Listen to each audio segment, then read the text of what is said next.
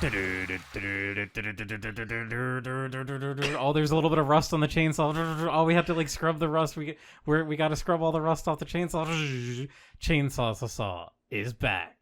I'm Jim. I'm Sam. And I'm Maddie.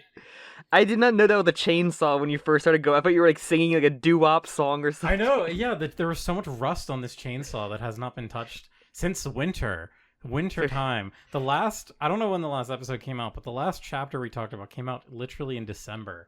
So yeah, last year. Last year. Oh my god, we're literally on May 1 right now. We're May Day, baby. Rooster Teeth was still a company last time we did an episode. I literally time skipped it. The world was so different back then. We had an eclipse that like just ruined many people's eyes. Okay, well, we can't just start listing things. We are going to talk about Hunter x Hunter is coming back again, Jim. Oh my god, it's been so long. Hunter x Hunter came back. So we're going to be talking about, I think, 16 chapters today, maybe more. We're going to go all the way back to chapter 14. Okay, 14. Thank you. We're going to talk about chapter 150 to 164, whatever the most recent one as of May Day is. Yeah. 164. 164. Yeah, Not much happened, so it won't be that long. Yeah, that's right. Barely anything happened. Chainsaw Man's just so slow these days. I know, right? It is Nothing crazy. happened. Like I had a visceral reaction almost going back to chapter 150 right now, just to look at it and be like, oh my god. That's where we were. There's like three different arcs kind of happen. It's really funny. Yeah, so, I mean, if I can even fucking remember, last time we were with our characters, they were basically being attacked by, I think it was all of the other weapons again. They were going for them, right? Am I crazy? Yeah, Brim was doing his, like, all-out assault. Bunch of Chainsaw Man fans became monsters, and they just raided the Chainsaw Man church. And we are picking up right after, I believe Denji, so it was like, not Denji, Fumiko, I think was her name? Yes. Fradiko. She was we'll like, fucking, I'll protect you guys. Nearly got killed, ran away, and now we're picking up back where we are. Yes, basically, that was hilarious. the two of these arcs is just how shitty the the Devil Hunter organization is in more ways than one. Man, Makima was leading a whole different type of generation. It is Also, really we learned cool. Makima was like the only competent member of her family, like the not idiot. And now that's ruined. Even her reborn self is like just a stupid kid as well. Yeah, it's kind of interesting. It makes you wonder, like, is it like a nature versus nurture kind of thing with these, like... I don't know how Fami survives in the wild. I think the whole point with Nayuta is that we're seeing her try and develop, like, the whole idea is that Denji is trying to, like, give her, like, love and, like, give her a life that is not just, like, what led to Makima trying to just control everything. But yeah, I don't think Fami he's actively is so trying not to turn her into Makima. I think he's just raising her, and his natural, like, life is sort of being imprinted onto her, because she clearly has, like, memories. We know that Nayuta is still aware of everything, and Eddie, like, she isn't, like, juvenile, but she also feels, like, more comfortable with Denji.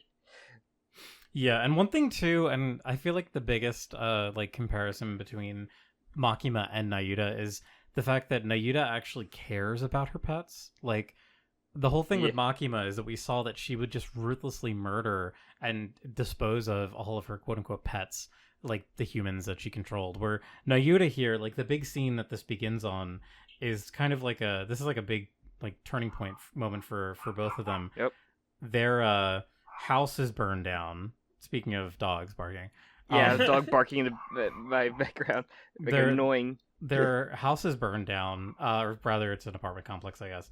I don't know, it's rather simple to me. You got me. I'm like mad. I'm like actually mad. But yeah, there's a really great moment here. This is like those classic kind of like the world kind of fades away moment where Denji has like a reminiscence of a thought with Puchita about like what his goals were, and like this is what wanting to be Chainsaw Man has led to. Like something that this is like horribly affecting both of them, Naida and Denji. I really like the symbolism in the lead up to this as well, of him running down an alleyway, which obviously, like, the alleyways have always been a bad side in a Chainsaw Man story. You have that one chapter which was signifying both Power and Aki's death. You have the Reze with her going down the alleyway on her way to work, which then leads to her death. And then you have Denji walking down this alleyway, and he steps on a bird.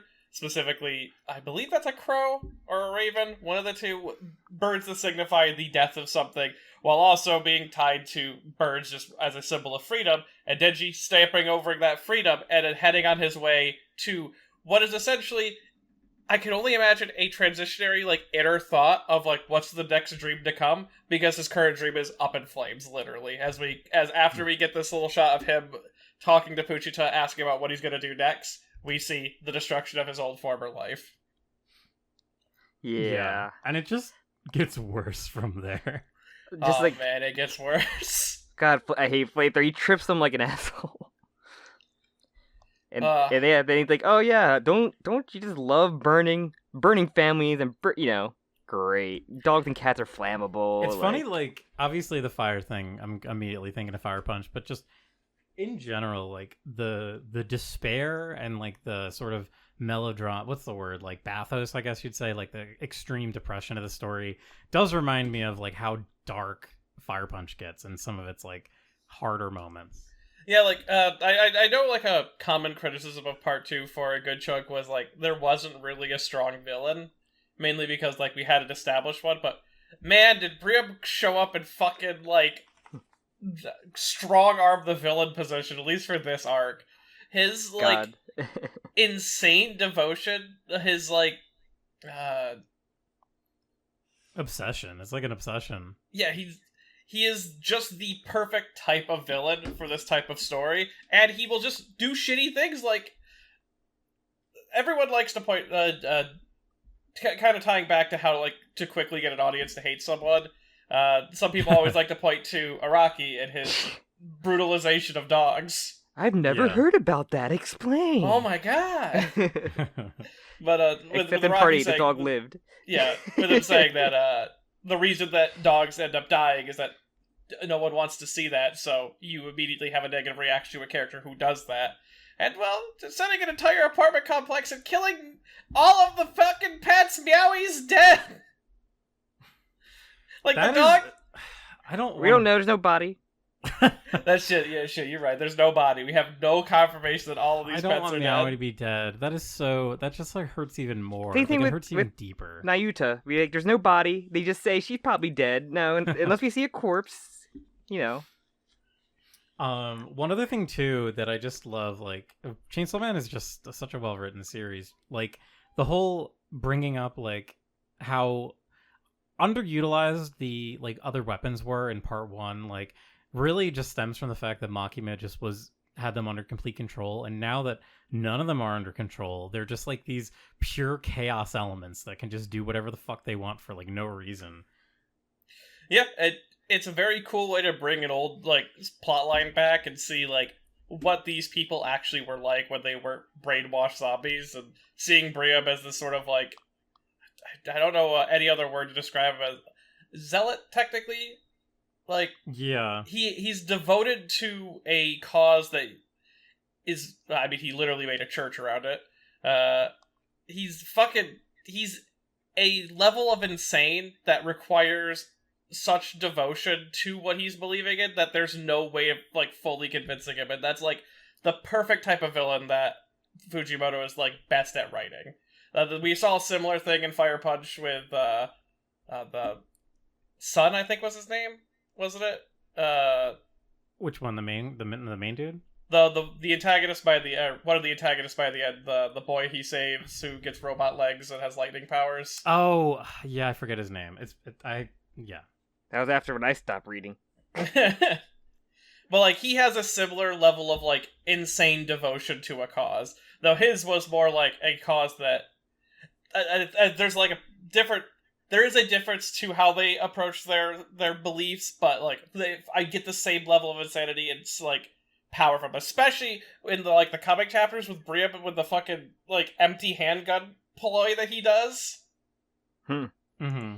Like, Chainsaw Man is so fucking good with its villain cast. It's Yeah, great, and then he and gets it's shot the fuck up by a jobber squad. It's another thing too that one thing I love about the series is that Denji is just in part one, like there's almost no stakes whenever Denji's in a fight because you know that he's like totally immortal. And I mean we'll get to it a bit later, but like this chunk of chapters that we're going to talk about really goes into how like weak he really is in this world when like he doesn't have the benefit of Makima kind of like setting everything up for him, and like he's really alone in so many ways. How helpless he is in like the social aspect of things. Like the one thing Denji is very good at is fighting, and you can't fight your way out of every problem. And how powerless he can be in the face of something that can get around fighting him. Yeah. Okay, so the next like series of chapters are pretty action heavy, and I noticed that we have a lot to cover. I don't want to like dwell too long, but if there's anything that really like jumps out, like let's definitely spend time and talk about it. But so essentially what happens is it's Whip, is it Longsword and Spear, that's right. Yeah. All basically start to attack Denji. And then we have what's her face, the evil. Oh my god, we just said her name, but she hasn't been in the story so long. I forget the Fraudiko. Yeah, Fraudy Fumi. Yeah, she pops up too, and there's kind of this big confrontation. She sucks in front of the burning house. She just sucks at her job. I just noticed that he just drew a vein, it just like sticking out of Spear's arm. Oh yeah, no, like the headlock there is insane. That's like some fucking commitment right there. But one cool thing about Fraudiko Fumiko that I liked someone pointed out, I forget who it was, but someone had pointed out that her being bad at her job may actually be an intentional part, because beforehand, when she talks to Denji before, she mentions how she's a fan of Denji and not Chainsaw Man, and what she has been doing so far has essentially been leading Denji down the path to becoming Chainsaw Man, to the point that she no longer has to, like, attach herself to the person. When, like, Denji pulls his ripcord eventually, she loses all connection to him and basically cuts him off when we see her, like, vanish later on, and then the stuff that she sets him up for. It feels like she actively set Denji up to fail, and I'm very curious to see if we'll get more of that, because she's clearly someone you're intended to hate. I don't think there's like a miscommunication. I don't think there's like a something a subversion. I don't think there's a subversion. I think Fumiko is actively a character that we are supposed to dislike, both on how she is acting and how she reacts to other characters. Even the introduction, I mean, it's like you had to be there for when she was introduced. Like Twitter just fucking exploded. They were just like, "Who is she? Like, get her away from Denji." She's a perfect example of just how the Devil Hunter Association is just now. They just suck. Like, no, it's cool to see the Devil Hunters use guns. That was nice to see. Yeah, then they sliced up immediately. Yeah, it is really cool that, like, I don't know, whenever you see a gun in this series now, it's always like, oh yeah, that was like a few months ago. That was like a big deal. Like, they very much like kind of reminds me. I'm getting big Dune vibes from the fact that like this is much more like the Children of Dune book, like where we've kind of already dealt with like the Harkonnens, like that was really like the plot of the first Dune book, and now we're kind of dealing with like the sort of like remnant, like the other sort of houses and what they're trying to like eke out of this empire that Paul Atreides has created. Yeah. Okay. Sure. I've not seen Dune or read Dune. Me neither, but you should read Dune. Dune is like my favorite book ever. So yeah, there's it's just really brutal in like more ways than one. Obviously the action's brutal, but just the fact that like Denji's at his lowest here, like he has like no choice but to go Chainsaw Man and fight for his life, essentially him and Nayuta's life.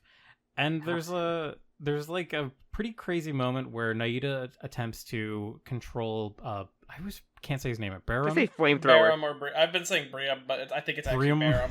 Barum. Meruem.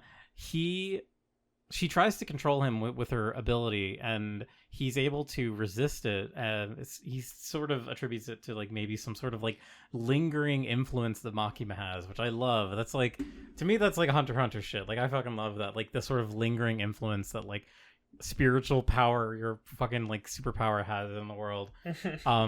And she gets around this by utilizing humans, regular human guys, to fight for her, which is so crazy. And then this kind of like evolves into what the climax of this sequence is. I like that scene of him overpowering the mind control of the Control Devil's like ability, mainly because it ties all the way back to what stuff we saw about Makima all the way in part 1, where she was able to dominate and control people pretty easily. We never saw her actually shoot out the chains, but we know that she was able to do this because there are so many instances throughout that story where a character will directly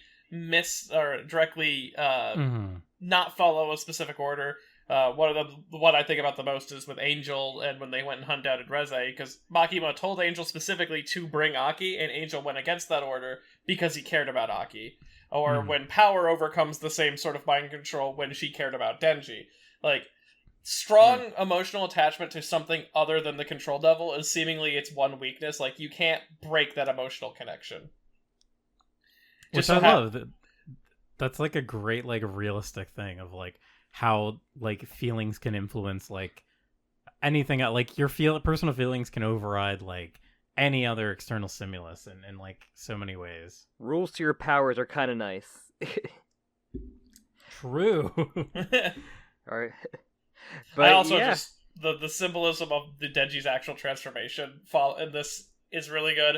Of Kushita waving to a younger Denji, almost waving goodbye to his former life and to his new life as Chainsaw Man again, because that's the wish that he makes, and then he fucking tears his shirt with the ripcord, starts laughing. Like, it's everything you wanted it to be, but also you didn't want, like, it's this weird sort of like, Fujimoto is a great emotional manipulator, because for a lot of part 2, especially like after Denji gets the ultimatum that if he turns into Chainsaw Man that his life is ruined, a lot of people still wanted Denji to become Chainsaw Man and were actively waiting for this moment, and it is this sort of bittersweet, like, it's literally a flaming cross of his former apartment is separating his life now from like the untransformed and normal people. This specifically the final page of chapter 151, with Denji finally being Chainsaw Man, and it's the worst thing that could have possibly happened. We got what we wanted, and it destroyed his life. It's great. And it's such a great evolution of, like, I know people always compare it to, like, Spider-Man. Like, all these heroes are always kind of compared to, like, Spider-Man. Trying to, like, what is your true identity? Like, kind of juggling that. And this is a perfect, like, this is what happens when you go too far in the wrong direction. It's shitty and bad. It kind of reminds me of the messaging of, the name is Hotline Miami, the "Do you like hurting people?" sort of statement, where it is taking this realm of violence and purporting it as entertainment, but also still sort of pulling the mask away to show, like, yeah, no, this is a terrible thing that just happened and you're cheering. Why are you cheering? Yeah. But so, yeah, there's not too much aside from just really brutal action. And something too, like, Fujimoto's style can kind of change a bit here and there. These chapters in particular are so rough. They almost feel like sketches, and like the sort of raw emotion, like, it's not really super refined, which I think really adds to the kind of just, it's just, this is all the hoity-toity artsy-fartsy stuff. Like, it's like how fucking Denji is right now. He's like falling apart. He's not he's not like clean and fixed. He's like just kind of going on a rampage. Yeah, it really shows the roughness of what fighting with a chainsaw would be, specifically like 52's like 8th page. That scene of him taking his chainsaw and just bisecting himself entirely to cut the fucking spear in half. Like, it's so good. And then he just starts chewing on the fucking other weapon devils. Like, there's so much of this was like where I was like, oh yeah, no, Fujimoto still knows how to write action. He just, I guess he's just really tired half the time he writes action in part 2, because half the time it's fucking the, like, Aijutsu /slash attack on every character. Yeah. So, like, he still wants to write action, but like, or he still can draw and write action. He just, I guess, has been choosing not to. And something too, I hate. Oh, sorry, we're going to say something, Sam. No, you're good. I hate to be that guy where I'm just like, oh, gee, is this a Devilman reference? But I kind of got some Devilman vibes in 153, where like, so Denji is like, before, but there he had his fans, he had his like detractors or whatever, but like he's literally taken down by like a fucking mob, like just like an angry mob of humans, a kind of like I won't spoil it, but if you've read or watched Devilman or Devilman Crybaby adapts the same story, there is a like insane mob violence that is just horrific near the end. So I don't know, there's something like really upsetting about it just being like people, like normal dudes and ladies just like fucking, I don't know, killing him, stabbing him, torturing him. I mean, it's not exactly like this, and this may just because like I've been playing Persona 2 lately, but it does remind me of like the with them having all these spears, like I mean, he isn't really crucified here, but sort of I always think of Lance of Longinus whenever I think of like a group with spears and like putting people like just like that famous depiction. And there's already a lot of like Christian imagery in Chainsaw Man. Oh, for sure, yeah. So I'm curious of like, spears are like one of the oldest weapons of fucking history, so it makes sense like people would have them. But I wonder if spears were specifically chosen for any like symbolic reason of like in that part as well. Denji, I don't know what page it is. Page 17 of 153. Denji literally is doing a Jesus Christ pose. So I think you're. I mean, he had a church, or he had a church. I mean, Denji is certainly like a Christ figure, in this story, like in fucking many ways. It's kind of funny though, going from like part 1 where like Denji going these brutal things, like haha, that's so good, Denji, and then he kind of see how unhinged he gets now when he's finally like, I guess, berserker mode, where he just is like a devil. We used to love it. Like the joy Denji's he got just was fun. Drinking this blood of this devil for like weeks just to keep fighting him. That's so funny. And then you're like, oh my god. And then in this chapter, when he's literally like, did you guys see that? I killed them all. I beat all the big bad devils. Look, I'm eating them. It almost feels pathetic. It feels like this isn't where you want to see Denji. Like, this isn't like a triumphant moment. He's literally in ecstasy, like stabbing Longsword, who like loves him. And like sort of tying back to that sort of Christian symbology and like him being a Christ-like figure is like the idea of Chainsaw Man has been now warped and twisted, and like the teachings that he is going around, or the teachings, quote unquote, his actions throughout the history are now being repurposed as, was he good or was he bad? And now that he is being seen as a wholly bad individual, anything related to him needs to be destroyed or stabbed or burned or some sort of situation like that. So much has been turned into an enemy or an other. And like, yeah, he is kind of making sort of a Jesus pose here. So I think that is the intention here. Also, on the Devilman thing, I'm almost certain Fujimoto's confirmed that Devilman was a big inspiration for his writing. Not surprised. It has to be. I feel like Devilman is one of those things that like almost any like modern shonen has like the Devilman DNA in that. Like, I don't know, like literally pick up any modern like superhero or like shonen with like powers, like there's gonna be some kind of connection to Devilman. If you haven't read, this is for everyone out there, if you haven't read the original like Go Nagai Devilman run, it's actually incredible still. Like, it's amazing even though it's from like the 60s. Incredible manga. Go Nagai is the fucking goat. Also love Cutie Honey. That's a really good manga. You know, Go Nagai is a master class in his field for a reason. Yeah, it's kind of crazy. Some of the youngins don't know. Like, it's cool that Devilman Crybaby got a lot of people watching, but that was a long time ago now. Like, that was you had like the 90s OVA. Oh yeah, those two OVAs. Those are really funny really dub. Great. They very hilarious British-ish dub. The dub is so bad, but those OVAs are pretty cool. Yeah, Devilman, incredible. I feel like it's almost like required reading if you want to go a little deeper into like culture. What you're it's like if you're interested in like what your favorite manga's favorite mangaka, or like inspiration is, and like you have to check Devilman. Oh out yeah, in no, some like way. they're like the classics are like anything by Go Nagai, Shinsuke, or Shinosuke. Oh god, his name is escaping me now. Shotaro, Ishinomori is another one that you need to check out a lot of. Like the pillars of Japanese media and great inspiration. There's a reason why like Pluto came out. You can still come out with like an Astro Boy universe kind of stuff. Like Yeah, I need to read. That's a big blind spot for me. I need to read a lot of that Ishinomori stuff. He did fucking what? Blackjack, right? I don't remember if he did Or Blackjack. maybe He's Cyborg 001 and Kamen Rider and Skullman. 009. 009, sorry. Damn, who did Blackjack? I think Yeah, Blackjack isn't that Oh, it's Tezuka. That's a Tezuka. yeah, Okay. Tezuka. Yeah. He did Kamen Rider and he also did what was it Abba Ranger? That's the first range. Oh god, the very first Super Sentai. I think Abba? he may have. No. The very first Super Sentai, Go Ranger, I think as well.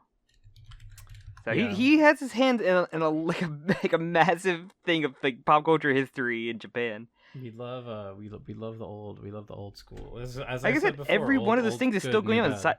Cyborg 009 still gets adaptations, like CG movies and Yeah, I'd like to read that one too. Yeah, probably- it's mostly his other stuff. Like I think he's the one involved with what's it? Q, the thing that Q from Street Fighter is based off of. yeah. Yeah, That detective. Yeah, he appeared in Shin Kamen Rider, that character, I think. that was like one of his more modern adaptations. I know he was also involved in Kakaider, and Kakaider's Yeah. really good. It seems All like those guys that appear in that one Kamen Rider movie. That just like, oh yeah, here's his other works in live action. Okay, it seems like he was one of the co-creators of Go Ranger, Yeah, okay. or Secret Squadron 5 Rangers. Yeah. Some of those early like actual translations of what some of the Super Sentais are very funny, and some of those Alright. suits are very like. I Oh, love boy. the conversation, but I would love to move the podcast on a little bit more. Net. Someone throws a net at yeah, Denji. they fucking net Denji. Who How was- embarrassing! Someone they see him having weapons, but one guy like, I'm bringing a net because I swear to God it's gonna come in handy against one of these devils. I'm assuming that one of the public safety guys probably had, or maybe I mean It wasn't, it was just a The dude. net's pretty impressive, but I think Barham's ability to shapeshift his handgun via the frame was pretty impressive as well. What I wish Fujimoto would just hire someone to draw guns. He needs to stop doing this. They look awful every time. Like the fucking end of chapter 154, where like it's clearly a M1911 inspired handgun that then shapeshifts into a Glock in the second and like literally the other panel. They don't look anything alike. Oh my god, I'm just noticing that now. That's hilarious. That is actually really funny. But so yeah, the crazy sort of development that happens here. Everyone's attacking Denji. Then Nayuta begins using her ability, which in Well, she very gets shonen. slapped. She gets slapped by one of the mob guys, and then that also like sets him off to attack humans, and then he kind of goes on from there. With the Yeah, is that? Oh, so yeah, she's already using her ability to control get the people old lady. away. Well, to control random people to like stop Denji from being attacked. So I think we learn here that she can only do like 3 at a time or something. Yeah, she has 3-chain rule, but like this is just I want to see the animate the weird like controlled people fights because they are very weird. They flail have around weird like movements. marionettes, kind of like puppets. Yeah, Thunderbolt fantasy style. But yeah, this is our hilarious scene where fucking Fumi just runs like I'm out. Yeah, I'm out of here. Bye. You got literally this. I'm out of here. So yeah, waiting for her turn. I love her That- little midriff. That quote She's unquote cute. diarrhea woman. But this is where the real like brutality, like the sort of what I was mentioning with like the sort of horrible sinking feeling in your stomach you get when you read Devilman. You start to feel like when the crowd turns upon Nayuta, and it's I don't know. It's really chilling to me. Vocal I did flamethrower devil gaslights a crowd. Yeah, like, I do really like that initially they're like, she's a kid, we're not gonna kill a kid, and then he puts the gun to his own head and is like, she's controlling me! Awesome. It's so good. He's such an asshole. He's so fucking villainous. It's amazing, especially after, like, knowing that he is in no danger in doing this, because the gun is also out of bullets. Yeah. Like, oh, he's such a fucker. And then you have one of the best, like, Fujimoto draws a lot like he is making a film. And Yes, you can almost definitely. verbatim hear what, like, page, which page is this? Page 5 of chapter 155 sounds like. With the crackling and burning, and then the instant, like, scene transition to the past. It's quiet, you can hear the birds chirping or the fucking cicadas. And it's like, that instant, like, this is like this feels like the last moments. And, like, Nayuta's last moments are also her first moments. Because this is right after being adopted, seemingly. Yeah. Definitely, yeah. He's literally bringing her to the apartment. We get her internal monologue, which is really cool because that's been something we haven't really seen. Yeah. It's been, like, I remember, like, when Nayuta was introduced, it was, like, the whole scene where, that's, like, the date at Denji's house, and Asa's date, and it's just, like, oh my god, like, who is this terrifying fucking child? And we kind of, like, get a little bit more backstory into how creepy and, like, disconnected she is. And I guess it also Or at least shows how she much she's was grown. at first. Yeah, how much she's grown. Yeah, because initially she didn't seem to have any of her memories until taking them from Denji. Just that she didn't really have, like, emotion on her face at all, where now we kind of see her going, like, you know, going ham with, like, her facial reactions that we've seen. Yes, she was shocked and very upset by seeing her pets being all melted. Yeah, I don't really hope there's at least the cat's alive. Yeah, he's still alive. The fucking picture that she drew of Meowie with a taped whisker of Meowie on the picture, it's so fucking adorable. Also, I'd be remiss not to point out the Family Burger fucking Chainsaw Man figure. I love that. That's a good little gag. What if Meowie does go to hell but reunites with the Blood Devil and they come out together? Oh, that's not really. Why'd you damn Meowie to hell? What the fuck did he do?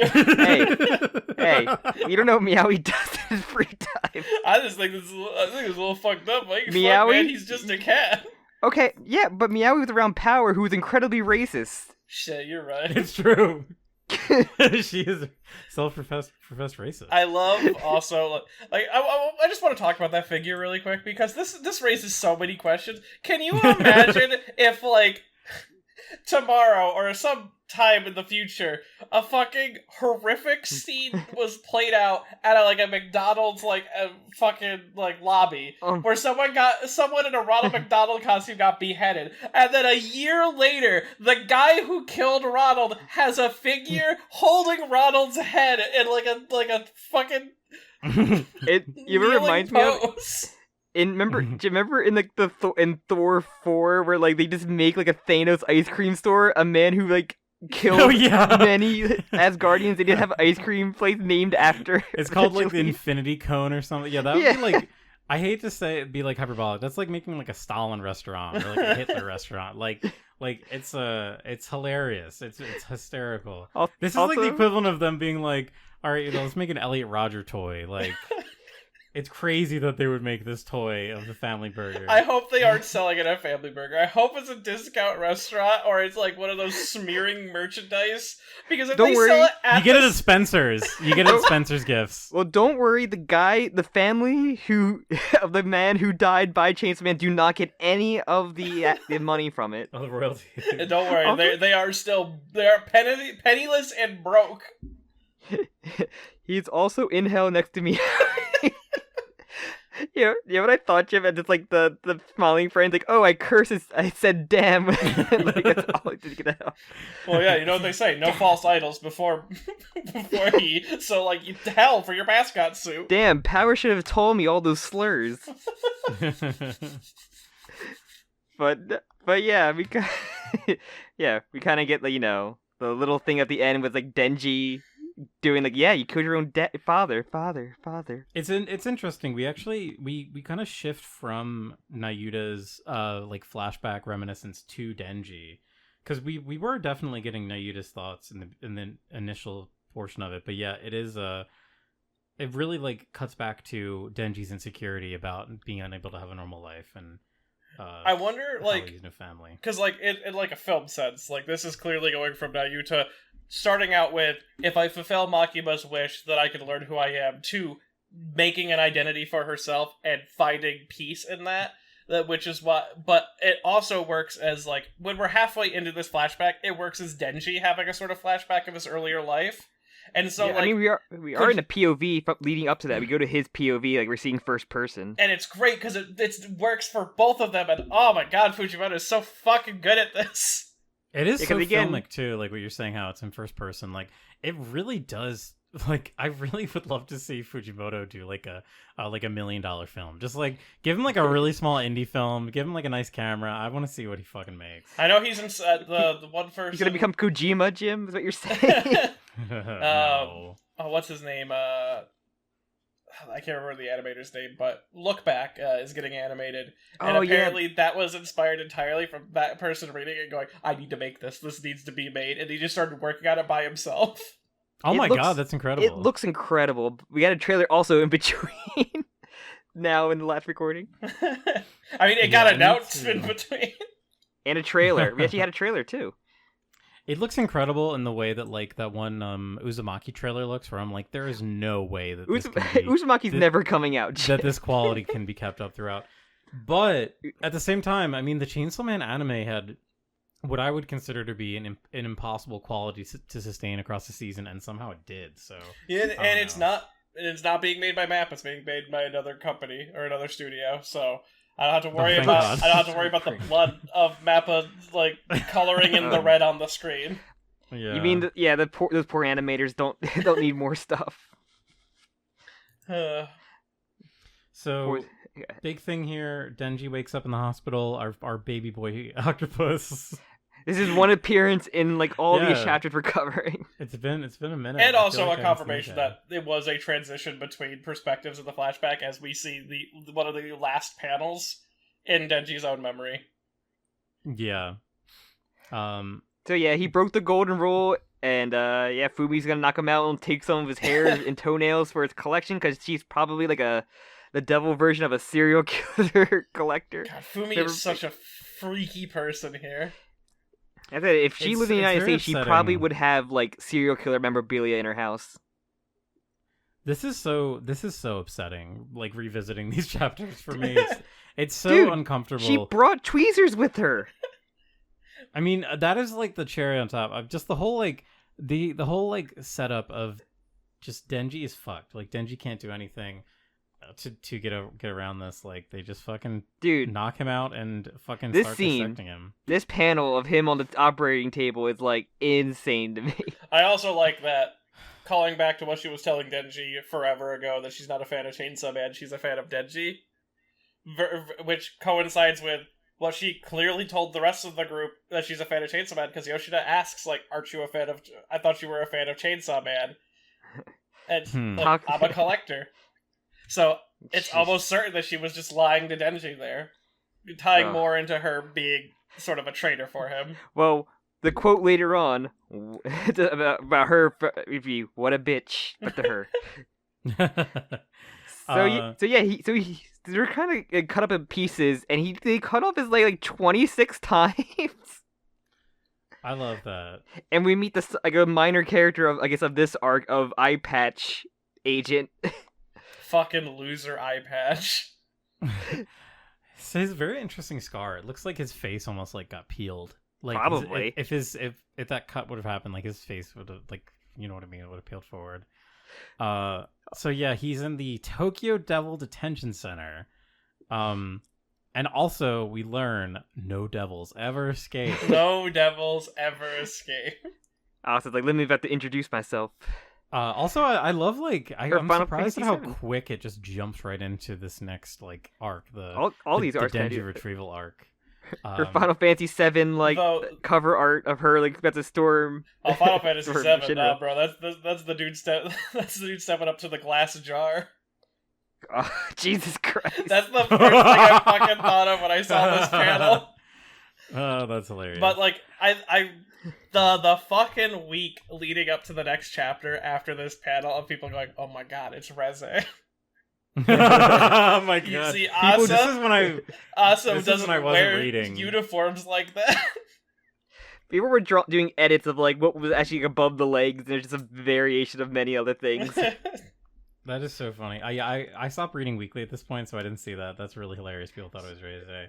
So I am fascinated that like he is sticking with the one-armed Asa.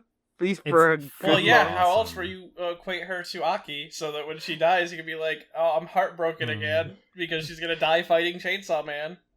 Well, no, and I'm glad. I'm glad he's still doing action with her like pretty well because remember reading a thing that Robert Kirkman talked about in Walking Dead because he cut off like Rick's arm or hand in one point and like regretted it after. Like, I can't draw action scenes with him because he's missing an arm now. Like, what am I gonna do? That sounds like a fucking like I'm a hack writer problem. Yeah, I love. Don't get me wrong. Kirkman is a based beast for doing Invincible, but like that sounds like loser talk to me. How can I draw a show where they fight zombies with melee weapons and just guns? At least it's like, okay, I have more creative freedom because I can also doesn't need to touch anything, as we've learned.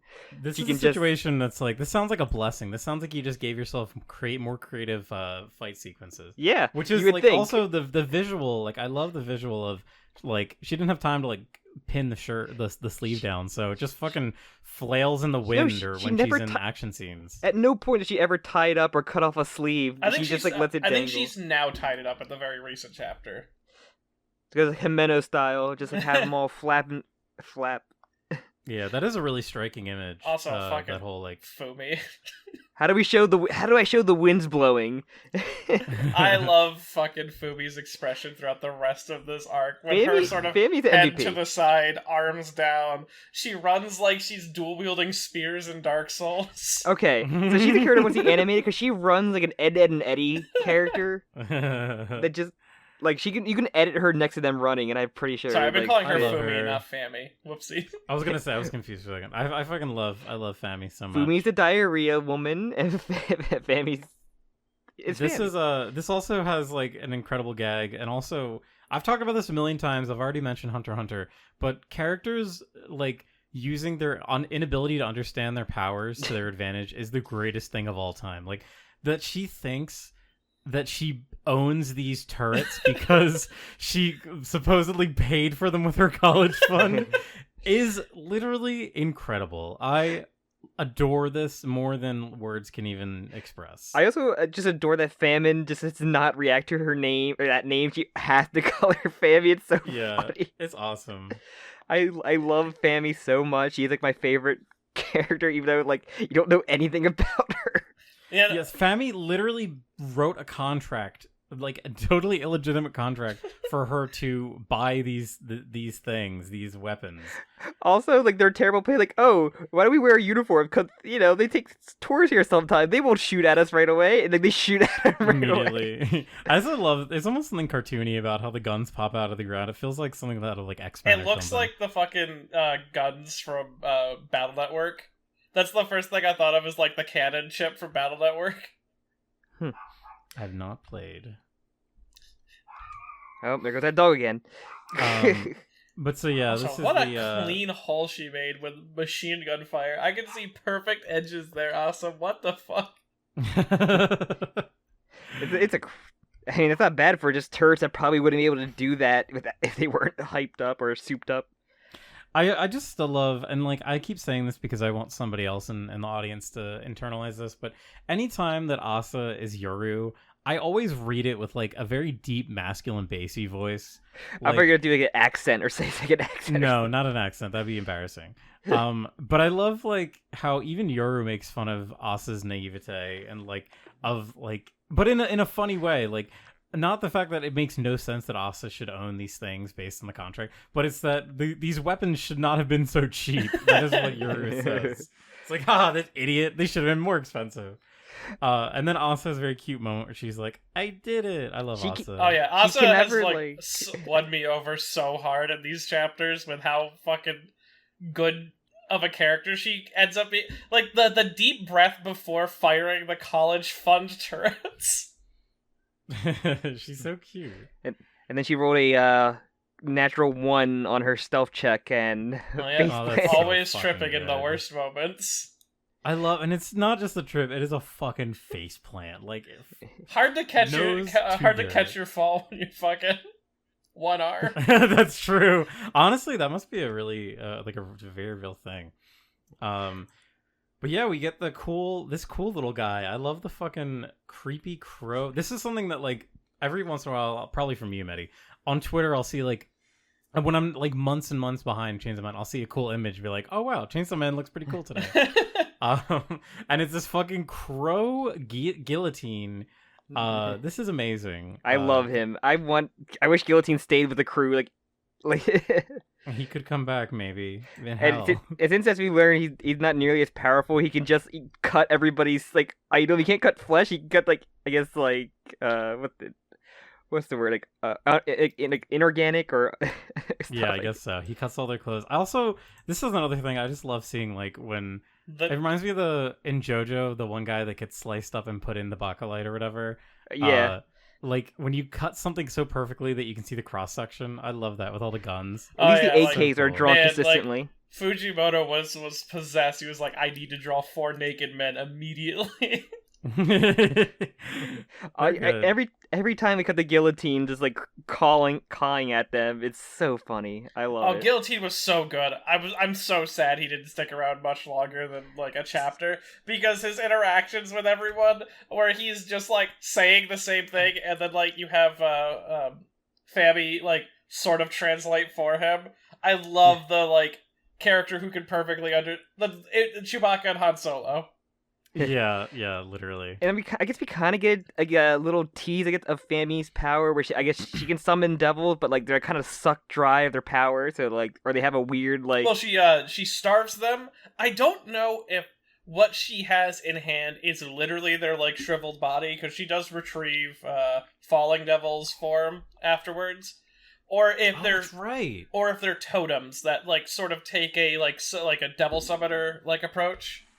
I mean, I guess she starred them because they're, I guess, shriveled up versions of them, but yeah. Yeah, to me that makes sense. And still keeping stuff for her power secret, and then yeah, Yoru. Also, I feel like it's no surprise. Like there's a lot of JJK sort of like cross section. It reminds me of what's his face's power? Mahito. How he would.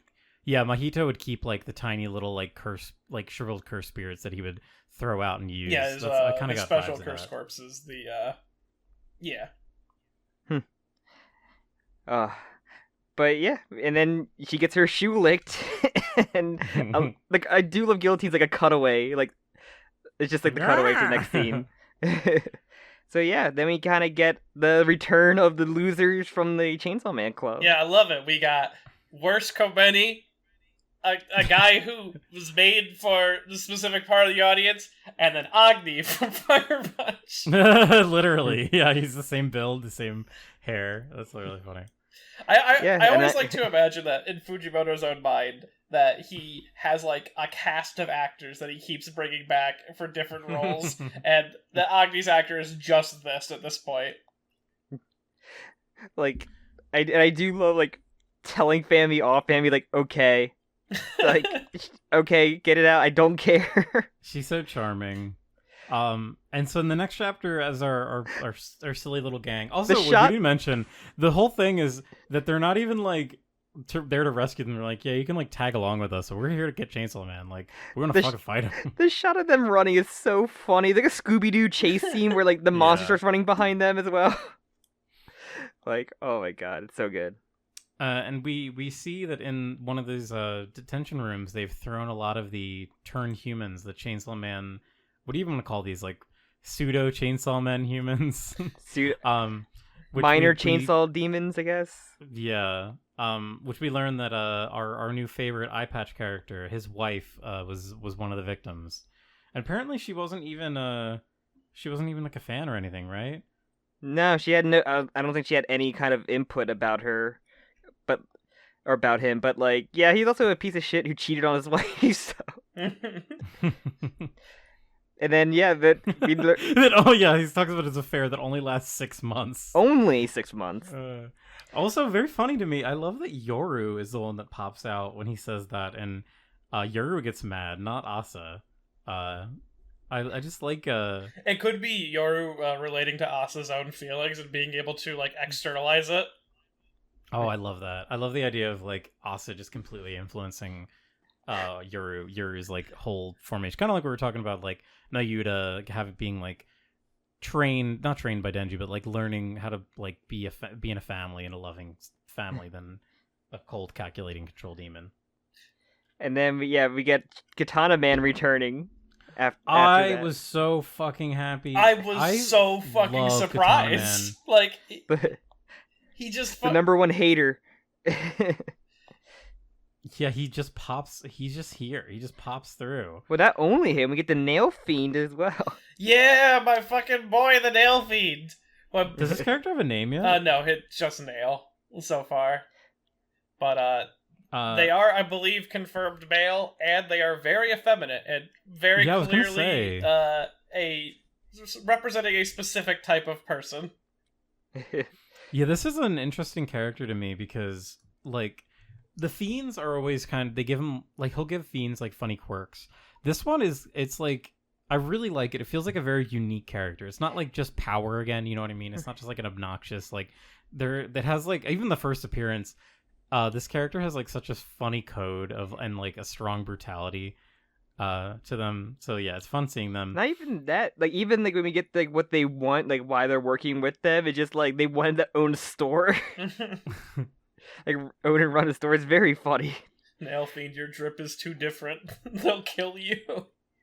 Get out of there. And you kind of learned that Katana is kind of like a closeted Asa fan.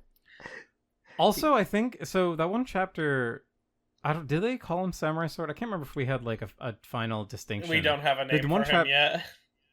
He's still Samurai Sword. Going by the figure. Because what is it? I think chapter 159 says something like "Enter the Samurai" or something is what it's called. So, yeah, I like Katana Man. Katana Man makes the most sense. Attack on Samurai. Attack on Samurai. Which I guess I wonder if that's Attack on Titan's Japanese name as well. Oh wow, yeah. We have to call Amanda Healy up, or the woman who's doing all the translations, and ask her. But yeah, this is wonderful. He's like Samurai is one of my fucking favorites. I just love looking at him. He's so funny and stupid and powerful and cool. They really ramped up his fucking like silliness this time around. I feel like he's a lot more fleshed out. I get a good idea for the idea of him being an Asa fan is hilarious to me. Also, his level of haterness is just so good. He's a hater. The haters ball. Like, there's so many great haters that he's now on the lines of.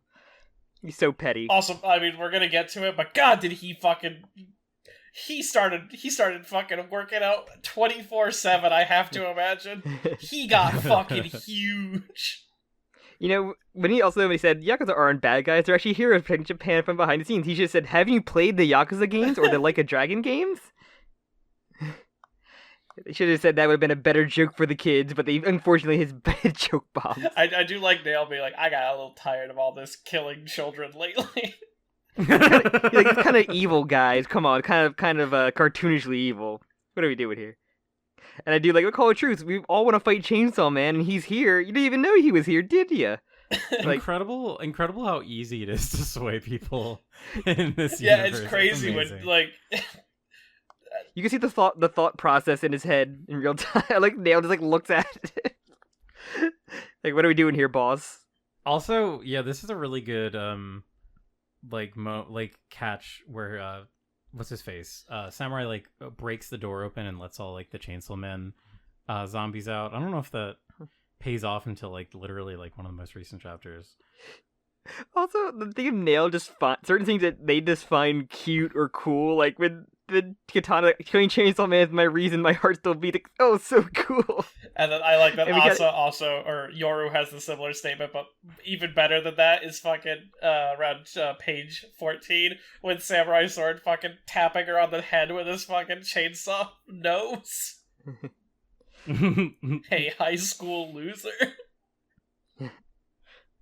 It's wonderful. She's already stealing my lines. Oh my god, I love Katana being part of the crew. It's so good.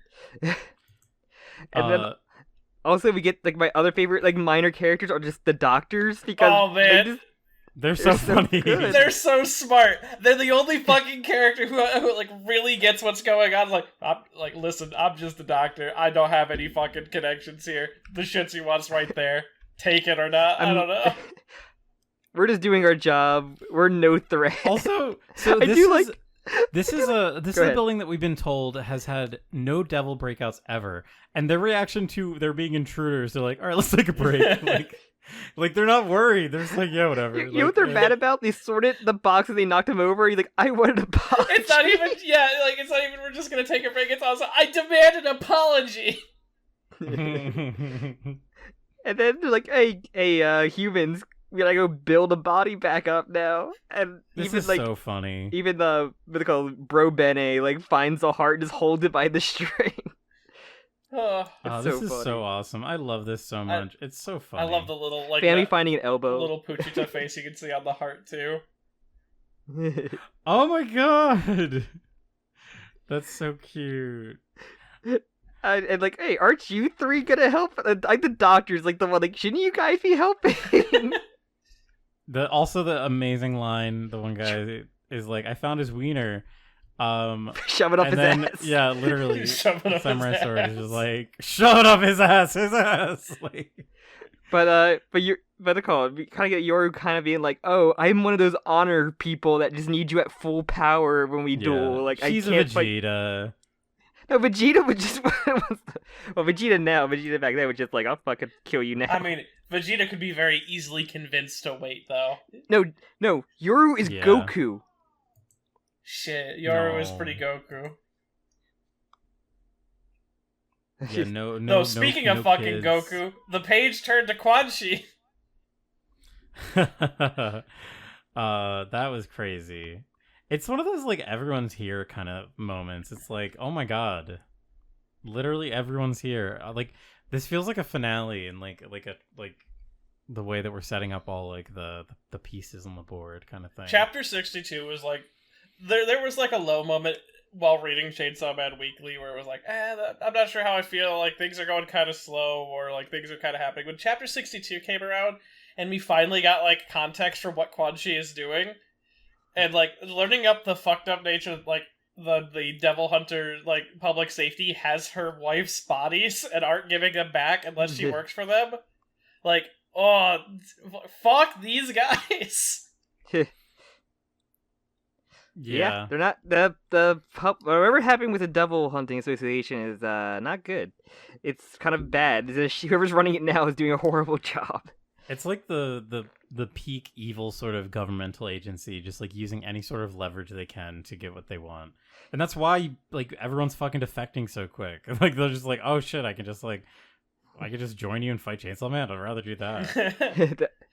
I think she said, "Are all the Devil Hunter Association like this cowardly? Like what the hell?" Also, Nail having an incredible line to Quan Chi saying, "Don't kill me, I really respect you. You're so strong and your skin's so pretty, plus I'm dying, so know which shampoo brand to use." Really speaking for all the fans here. Yeah, I gotta have this Nobara action since Jujutsu Kaisen won't have any of it, so... God, man. Seeing Nail be cool and like, I'm so glad Nail didn't die here. It could have been very easy to just kill Nail, but...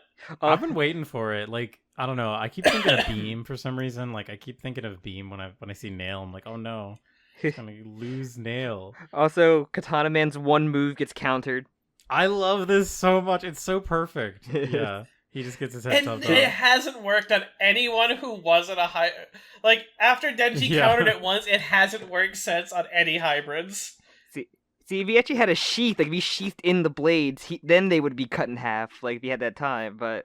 Because that would make a guarantee 100%. I also wonder, because we see Denji's head fall out of the box, because, the reason they broke into here is they found Denji's parts. And they bandage it, I guess, to make it stop bleeding or make it sure it doesn't grow back, It looks like I guess? the stub on fucking, Futurama. on Nick in Lollipop Chainsaw. Oh, it does, yeah. Oh, yeah. And I was, like, kind of hoping that they would go that route, but I don't think they... we know that they don't go that route, given what's to come, but... The Quan Chi arm failing panel is very funny to me. Like, blocking everything. Yeah, the Quan Chi, because she's way too strong. Like... Yeah, I've sort of complained about some of the... I don't know if this is, like, a newer thing, but Fujimoto doing, like, that sort of, like... The way he illustrates, like, quick movements... in the past, I've been a little like on it, but it really worked for me in this fight scene. Probably just because I was happy to see Quan Chi, honestly. Yeah, and like I think this fight, like the Katana Man part of the fight is fine for the most part. It is kind of just Fujimoto doing the quick dash Aijutsu attack that he fucking loves doing. But the fact that she is able to parry and decapitate Katana in a one swift motion is very cool, very Quan Chi-esque. Yeah. But then everything else, it doesn't feel as strong as the fight scene we were talking about earlier with Denji. It doesn't have that same like level of realism or brutality, and that might be the intention because Quan Chi isn't trying to kill anyone here. Yeah, she's also like stronger than everybody in this room. Because like I think she only like sends a fatal wound, quote unquote, to Katana Man, who you can just put the head back on. Yeah. Fiend only got a light stabbing to the tummy. I love the funny panel where Quan Chi's about to attack Robeni and he holds Denji's head up. And it's just, I had to look at the panel like 3 times. I was so confused by it. Because at first I was like, Denji's putting his head back on? I was like, oh no, the idiot kid is still holding it. Very fucking funny. And then we kind of get a little reference to...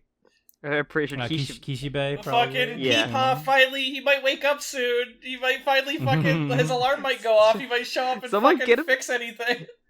Get him out of that bar. Somebody just get... He said he had an important mission he was going to... He's gonna show up with the fucking wives of Quan Chi at the fucking, like, next arc. And it's gonna... I picture Kishibe like the Simpsons gif where Grandpa walks in, puts his hat in the bar, like on the hat rack, and then walks back in.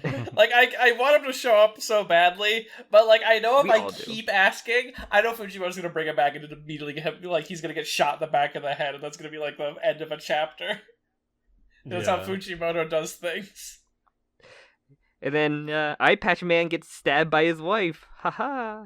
This is when he's saying to Quan Chi, like, oh, we'll just fucking kill your lovers. Let me tell you something about women. And then gets died. This is very hilarious. This is a very funny moment. I just think that works. So I guess I can pretend to lose now, so you guys can kill me. I love this. My favorite thing is that the doctors just... No one talks to the doctor. He's like, we didn't hear a thing. Didn't hear a thing. Which, first off, I wouldn't trust them. If I was in their position, I'd probably say we should probably kill these guys. But I like that they don't die. I love the doctors. I also love it. The eye patch guy's death. Like he has his freak out where he's like, "That's it. We're gonna kill." The moment he realizes he has no friends in the room is hilarious, and he's like, "Look, let me just say one more thing." Well, he says women are, like, the most powerful people in the room are all women. He probably was going to say women are a trip Uncle Funkle. That's probably what he's going to say. Then he tell you boys something about women. But yeah, very funny. I love this panel of just Samurai Sword's head on the ground. It's so funny. I want someone so badly to just like pick it up by the hilt. That'd be hilarious. The panel of Yoru about the slash, like, I think it's like a Friday the 13th cover. The thing of her with like the sword up there. I think I can find which one it is. I can see it. Oh, I know exactly what you're talking about. Yeah, I can see it. I can feel it's probably based off that. Oh yeah, we didn't mention. Yeah, Yoru makes a scalpel sword, which is fine, I guess. It's kind of cool. See. But yeah, the big line here is basically Yoru is like, actually, is it Yoru or I can't tell. It might be. I think it's supposed to be Yoru. No, it might be the Child's Play poster Uh-oh, Sam doesn't I'm like I'm that. fine with that childhood fear is gone now. It has to You be say Yoru, that. even though she's missing her scars. It seems like Fujimoto was just having a Fujimoto moment where he forgets Asa's. It's a Oh yeah, it's very similar to the Child's Play 1 poster. It's just like kind of opposite, so like they just reflected it. but yeah, so yeah, this must be Euro. Asks Quan Chi if Chainsaw Man's stronger than her, and she says no, but he's far more fearsome. Power levels. Interesting. But yeah. So that must mean that. So Quan Chi. I mean, we've always expected that Quan Chi knows like way more than the average bear. I mean, but, she like, worked. She worked. She must for know him. of his ability. Yeah, I feel like she was very high on the totem pole when she worked for the Devil Hunter Association. So she knows some secrets, and Mm-hmm. I feel like being controlled under Makima for a time also just kind of like gives you some sort of knowledge. Maybe, unless she keeps you in the dark. I don't know. 'Cause all the weapons seem to know something, and maybe she monologued to them while they were all just standing there. While she was grooming them. Yeah, probably. All right, we're almost caught up. Chapter 163. And now we can finally this talk one- about the real plot of Chainsaw Man. The recurring character, one of the most recurring characters. Can you guys believe it that Koma Komagawa would really go out there and wreck that home like that? I can't believe it. She was my favorite TV announcer. Hey, she'll never stop being my idol. I love that so much. I love that girl who starts crying and screaming on television. So this is a funny little thing. We get like this is how Fujimoto gives us like backstory. Apparently, several wars have broken out in the background of the story. I think that got mentioned back during Falling. That Falling's effect was so great that it caused conflict across the world, and people are blaming each other, and that started war. That's why Yoru was, that's why Yoru was so like empowered during the Chainsaw Man moment. Yeah, that's right. Okay. Also, there's the power that at least they can cover up now. The Hunter Association, they're probably not even being looked at now because nothing happened. It was just some controversy, some TMZ, some like royal I think they're equivalent of royal news, or like this is gonna distract everybody. I like this scene because like I love how the dialogue feels like he's changing the channel, because you're not getting the full thought. You're getting like half a thought while also transferring all the information. And my favorite part, like fucking the idol that they are talking about, the TV reporting idol, is the cute reporter girl from all the way back at like the beginning of the chapter who was interviewing people about Chainsaw Man. You can kind of see what she's looking like right now. Oh my gosh. It's fucking the background elements in Chainsaw Man can be so fucking strong sometimes. Doesn't Quan Chi also have like a crush on her too? Quan Chi had a crush on a different news reporter who got caught in a similar scandal, who lied about her age, or then lied about like. All right, what devil broke out then when that happened? Oh god, man, Quan Chi must have been fucking pissed when she woke up and saw another cute news reporter can no longer be a news reporter. But I mean, that news is also huge in Japan because it's like when it's like an actor is caught, or like a celebrity is caught like cheating in Japan, they just get completely blacklisted for the most part. Oh yeah, like marrying marrying young and outside of your agency is like a very big no-no. I know like the main actor for Kabuto, he isn't blacklisted, but he basically. Oh no, I thought that was like an acting agency thing. He left his acting agency to marry his beloved. They married like they're like right out of I think they're like in their early 20s. She got sick, so he basically took up a role as a manager and started like managing all of their finances together. But like he was told like it was going to be a big problem. It'd be a big commitment, and like acting in Japan is a nightmare. Yeah. Oh, I trust it. I've heard. I'm gonna talk about Kabuto at the end of the show. So. But yeah, Japan takes any kind of celebrity. It's like any kind of news, just like crazy ass like tabloid. So I'm not surprised, like a thing. Especially this is supposed to be what year again? 99. I think it's 99 right yeah, now. we're in. I think that last time we. So this is like huge for them. Yeah, 99 is. I mean. I think we're in April of 99, or we're approaching that. Because the world is going to end on September of 1999, and they're halfway there. We don't know much about this Notre Dame thing they keep building up. Yeah, Or we're probably alluding gonna get to. some more of that now. But what's it called? Denji is pieced back together in the bed. I They love got the bed. out This of is that fucking facility like it was nothing. There was is one a- guard in the whole fucking facility. The facility that no devil has ever escaped So- from. Also, Fami's bed is huge. Do you think she reads all that? Yeah. No, she eats it. She eats the pages out of there. I'm so happy we got Fammy eating on screen. It's always been Oh, cutaway so gags, funny. and then we just go, oh, yes. She's literally fucking like, it's like Scooby Doo shit. You remember She's the just Jim- like shoveling it down her Jim, mouth. remember in Smiley Friend when the blackface demon got eaten by the people? That's how I imagined Yeah. her to eat, just ripping it apart, and just like, just, like smacking her face. What has she got at this meal? She's got like a big plate of spaghetti that looks like a bunch of hamburger steaks, like a big plate of like I can only imagine Rice. is rice. Is she holding like a whole turkey or a whole like bird? At Is that a one tub of moment? mayonnaise? She's hungry. God, she is putting I it guess away. She just like I me love, for real, this, for real. I love this gag that like what's his face is spending too much time in the fucking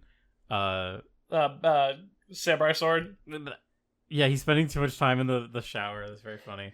Also, Comes out, kicks Chainsaw Man in the balls. but also Nail. I love Nail just finds him adorable, like cute when he's sleeping, but just hates Denji when he wakes up.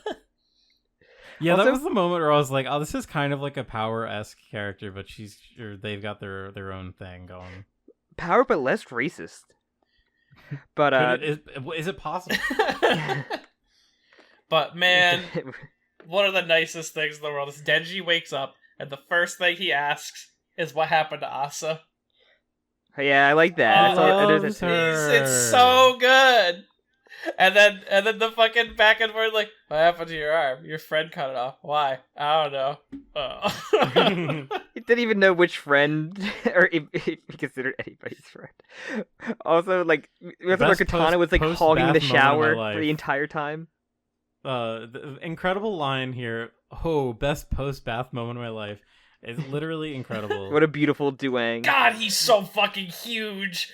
He is really ripped. This is the Like- closest thing we have to like the Josuke pose from Part 4, Jim, of like him with like the hands on the hips. Like, fucking all the way back in, like, part 1, he was as skinny as Denji. Now he's fucking enormous. I want to pretend it's like a water bed and he just gets like kicked into the water bed. But yeah, he gets his balls returned. His balls. I return both your balls are right where they belong, your ball sack.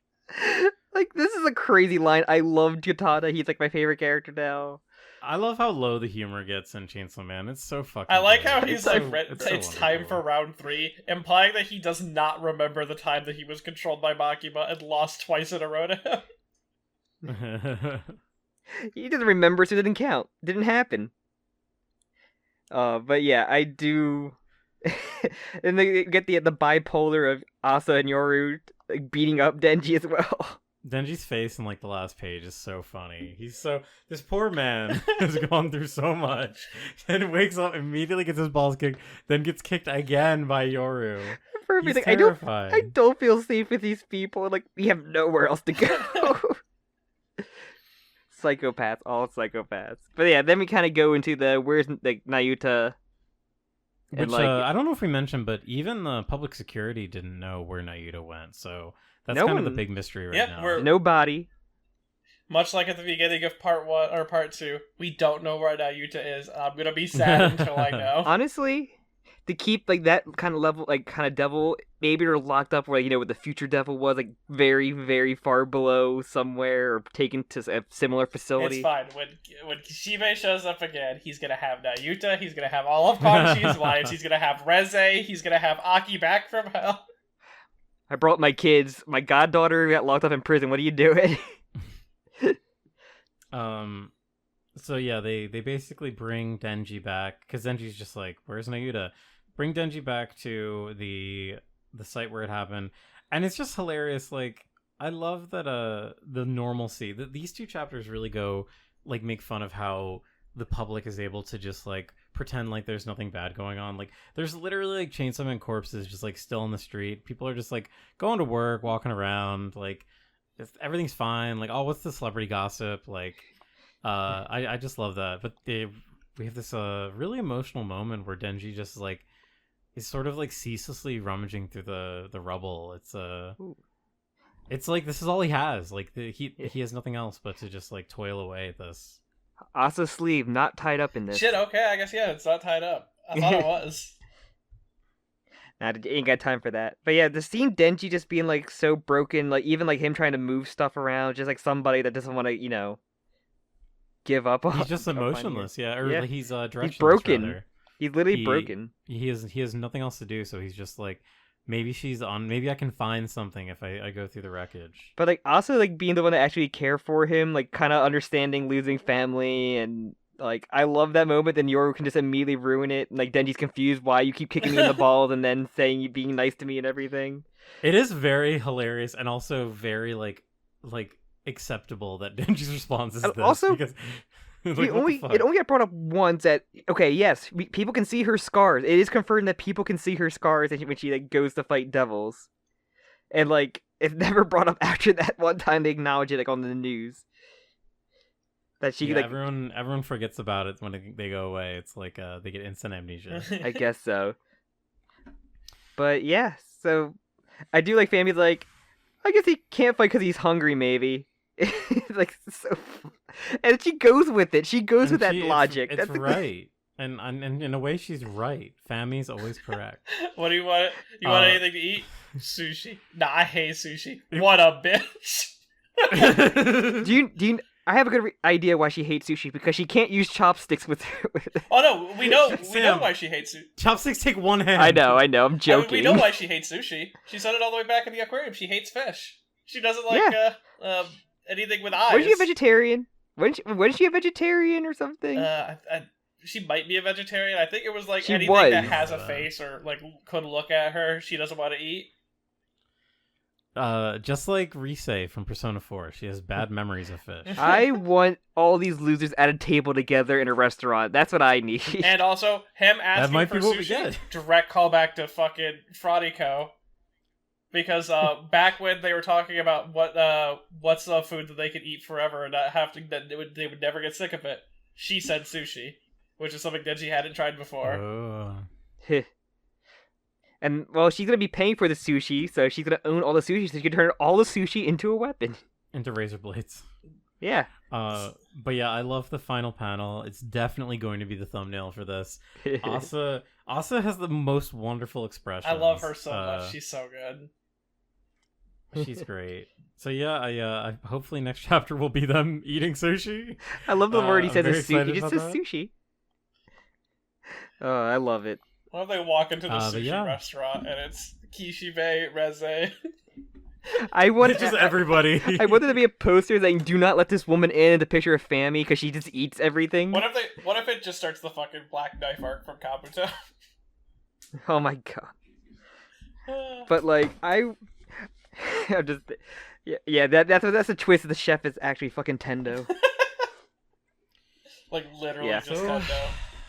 So yeah, that's Chainsaw Man, the big Chainsaw Man catch up of 2024, the only Chainsaw Man episode we put out in 2024. Damn. Let's hope that there is at least one more. Listen, in 4 more months. Yeah, Chainsaw Man ends next chapter. Oh. It's funny. This has been requested. We have had several requests. People are like, "Where's Chainsaw Man?" And we said it would be out when it's out, and we love that. Yeah. So I'm very happy we got to do this. Gave me a good excuse to read some Chainsaw Man and talk about it with my friends. So this was a refreshing going back and seeing this arc again and like seeing it with a fresh perspective and not like week by week. Very good. Yeah, honestly, I was doing the week by week for a while. I don't know if I could go back. It's really hard. It's like it feels like crumbs. Like when I got to sit down and just read like 10 chapters straight, I was like, oh, I'm feasting. I feel like I'm reading a whole arc. I had to like tell you like, Jim, you should read One Piece this week. I think you really should. yeah, but specifically with One Piece this week, there was like a really big thing, which I appreciate because at least with like weekly, spoilers. or at least when Rory Dragon was, that's a good thing. I can digest a chapter every week, and it's like really nice. I need to binge. I need to binge my manga. That's the way I prefer to read it. But except One Piece recently, I've enjoyed reading One Piece weekly just because it's there's a whole like discussion aspect to it. One Piece, so good. Yeah, One Piece is pretty good. But all right, is there anything else to say? No, I'm just excited for more. I want to see them eating sushi. Yeah. I also want to see some guess- sushi. See the sushi devil. I can't wait. They walk in, it's Eternity Devil again. Infinite sushi. The future devil's dancing. Future Devil serving sushi is just like, if you want this sushi, just let me take a little. Let me glimpse into your future. I gave up on telling people their future. I wanted my new career of being a chef, a sushi chef. They said I was cooking, so I started cooking. Where is he? He's out there somewhere. The last time we saw Future Devil, he watched fucking Denji kill Aki. Yeah. Just vibing. He's a scary one to show up again. If he shows up, it's going to be really bad. The past devil showed up, and they're kind of like locked into eternal fight. I make you relive bad memories.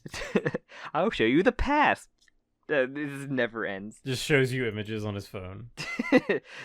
I have the picture of what you did on Christmas 3 years ago. You loved that little game you played. All right. It'd literally be Psycho Mantis just like bringing back up like horrific past memories you have. All right, yeah, so that's Chainsaw Man. Yeah. So I think we should move on to our next segment on this wonderful podcast, which is Root Beer Talk. Yeah. Root Beer Talk, we talk about something that's not Chainsaw Man. Yeah, I guess we should it's been a while, so we can kind of pick like one big thing, I guess. Yeah, just do whatever. I don't give a shit. Who wants to go first? You can go first, Sam. All right. I started watching Kamen Rider Kabuto. Woo! I'm like 13, 14. I'm up to like I've been introduced to the Dragonfly. Okay. So, who is like a fucking Trigun character? Cause he just carries around a guitar case, just puts makeup on people. But I like it. I love Tendo. He's like this weird, the weirdest Giga Chad. But the show's like him, this perfect man teams up with like had a gay lover, and then he has this obsessed with this like a girl with like autism and PTSD together. It's like the best way a weird I can show. describe Tendo Soji is if Bugs Bunny was a human being. There's just an episode where he has a tofu cooking contest with a guy just cause he can. It's like a cooking show disguised as... He is a cosmic horror of a human being in which normal people enter Tendo's sphere of insanity and are blown away by the fact that they not only can't keep up with him, but never will. Yeah, it's he's like the most all-powerful Gary Stu, but like he's great because he's such a weird guy that like you cannot find him charming. And he has the most insane fashion sense for I think about 2006. Fatu found out that his actor had a cooking channel like 3 years ago where he just like cooked food, and he cooked the mackerel miso from the show, and he said, I don't like this food, it tastes like an aquarium, but I'm gonna make it anyway. Which, it's funny to watch his cooking show, and he had, what's it called? He had like, an actor show up from the show as well. Yeah, the actor he has on the show with him is Kagami. Yeah. And I like it. It's such a weird show. It's my first time watching like that era kind of show, because I finished Fours and I started doing Kabuto, and it's just, I love the suit. I think the slowdown effects are really cool, especially for that time for Japan. Yeah, no, Kabuto will change how who owns fucking Kamen Rider again? Is it Bandai? What? Or yeah, Bandai. Yeah, it changes how they approach like super speed going forward. Like almost everything they learned was from Kabuto. Well, then they forgot about it when I watched Double when they do XL's speed up is very funny because it just does the blur. Like it downgrades from the debut of like Trial. It's very funny because Kabuto does it so well, and the clock up is just so cool. And it does a thing. It's the fight scenes where the settings of the fights are very unique from what I've seen. Oh yeah, like every... they have a fight on a boat. They have a fight on like a wooden roller coaster, which is really cool. Every fight scene that they do in Kabuto is a way to try to show how cool super speed can look if you were watching it from the super speed perspective. Like, seeing a roller coaster slowly hurl towards a character while they are fighting, and, like, they're able to exchange, like, a good series of blows. It's very, very entertaining. I've never seen a fight like on like a wooden roller coaster. I think that is so freaking cool. And then like, how can we pose into the sun from these unique like, settings that these fights are happening? It's cool. It's a really cool show, and I enjoy my time watching. At least I'm not super far into it, but you know, I'm enjoying this Heisei era Phase 1. But I'm not sure if you watched it yet. Did you? I watched the Geats went crossover with Gotchard movie. I have not. Mainly because I'm not caught up with Gotchard, and I do not care about Geats. I love Geats, but Gotchard I like very like weird with because like I like a lot like the side characters, but don't like the main two characters too much. But the recent episode is very funny because they just like, oh, what if we just like tie in all our side content into an episode of the show like 30 episodes in? But I got to see how much of a shit condition the Eternal suit's in. from this weird fucking crossover with Legend, if you know what Legend is. Oh, yeah, no, Legend's great. I fucking love Legend. Yeah, so you're like, oh yeah, we got some old suits we want to, your Evil Rider suit will bring back. Like, man, this suit looks like fucking shit right now because they did not get good condition of this suit.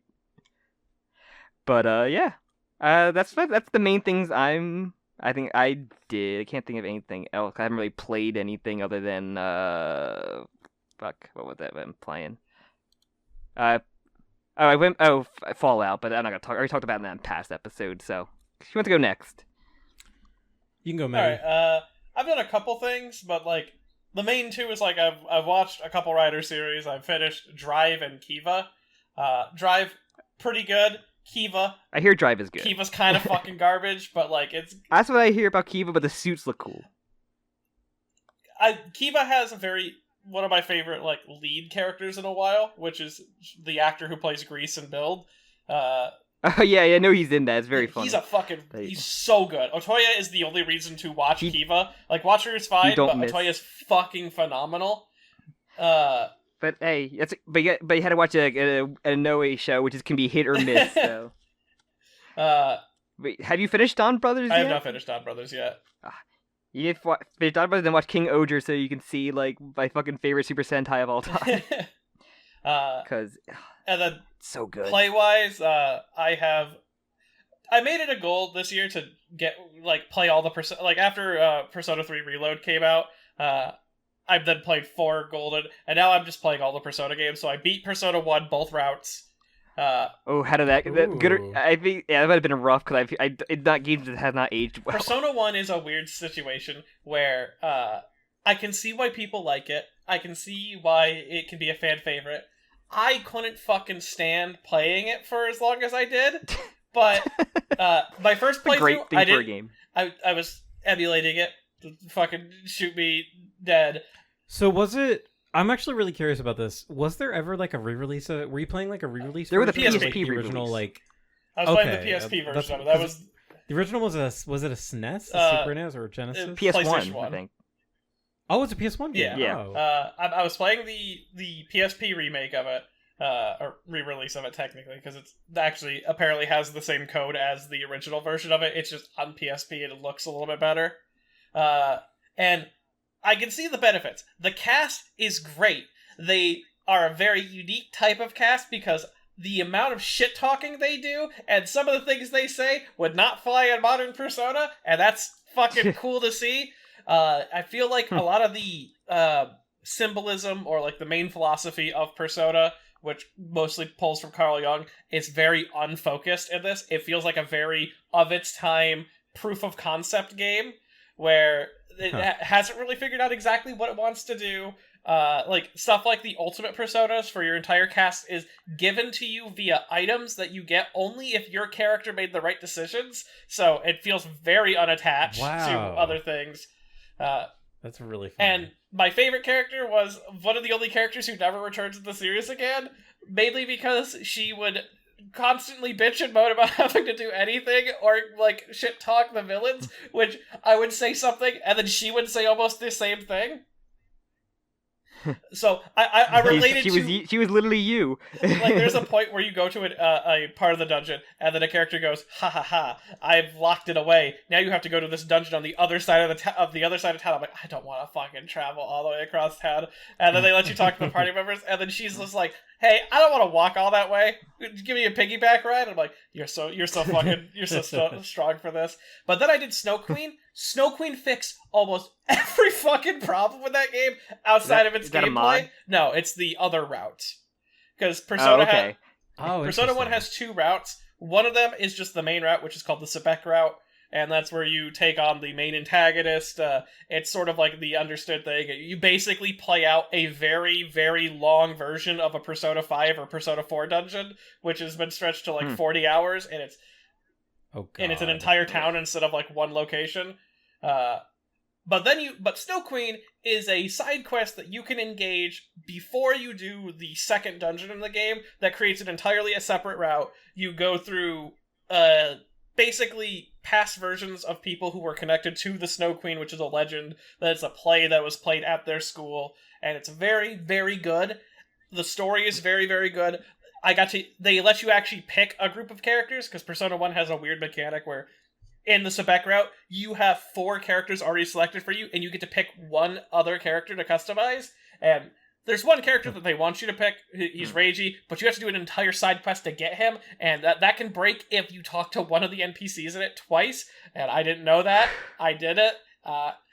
And so I just said, fuck that. I'm not like reloading my game to get one character.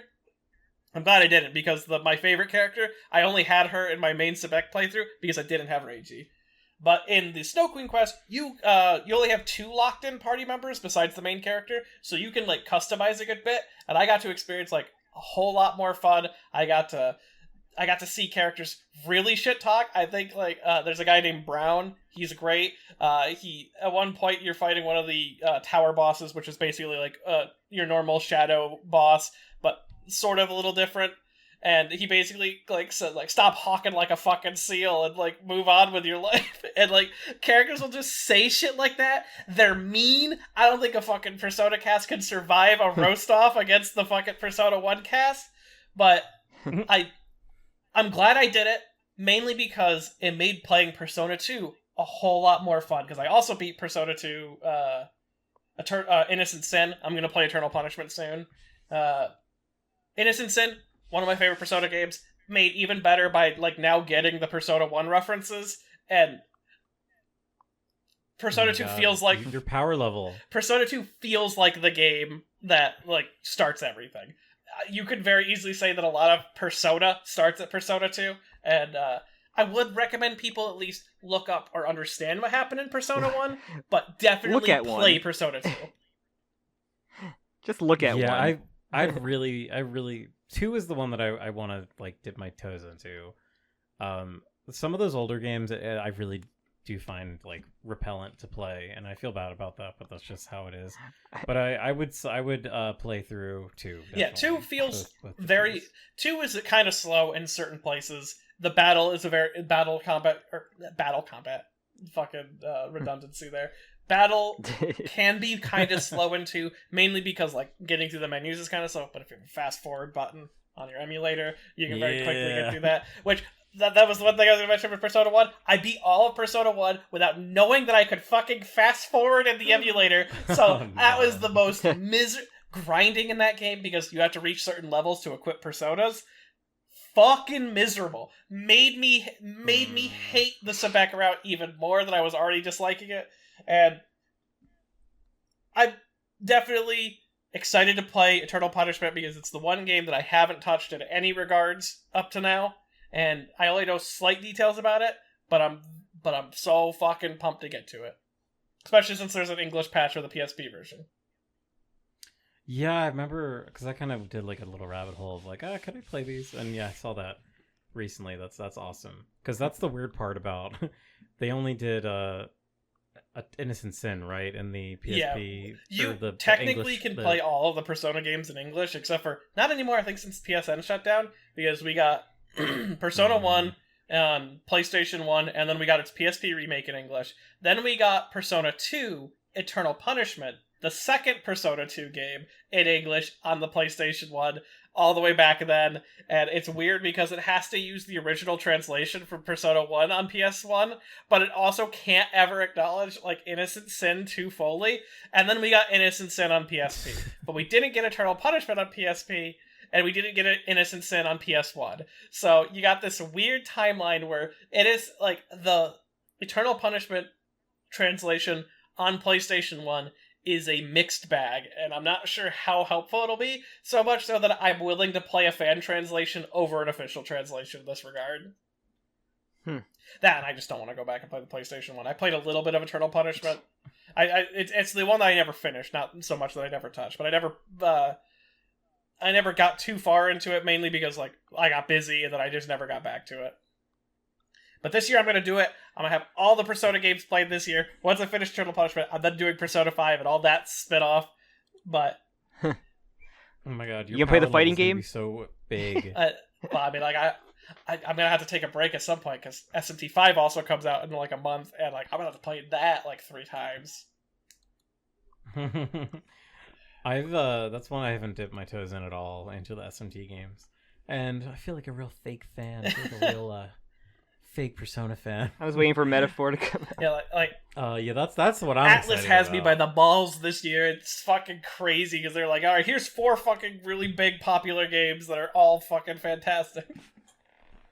Also Unicorn Overlord, which I've literally heard nobody talk about, and I feel bad. That's weird because I've seen nothing but people talk about it on Twitter, and I'm like, I don't know what the fuck this is. This looks like Vanillaware. Yeah, maybe I'm just not in the right corners. Yeah, I fucking love a big Vanillaware fan, so I'll play that eventually. I'm excited to play it eventually. But yeah, Persona. We actually just did a Persona podcast with friends of the show, Aeon Star and Tectonic Improv. We talked about Persona 3 Reload, and looking back, I find it really interesting tracing like the styles of the games, like the character design and everything. Just because like one of my biggest complaints about 3 is that they kind of like Persona 5ified all of like the character design, and especially through the anime cutscenes. Like it really feels like that interesting, like the way that everything looked, the vibes of the art style in that game were kind of washed away in the remake. I'm not saying it's like necessarily bad. Like I think Persona 3 Reload's fantastic, but listen to my full thoughts on the podcast. Where you get the full definition of Persona 5ing Persona 3. Like Persona is wild because like I'm in this weird middle ground where I can't like really find a good home at either side of the fan base because my favorite games are 4 and 2. So like no one really wants to talk to me about either of these games.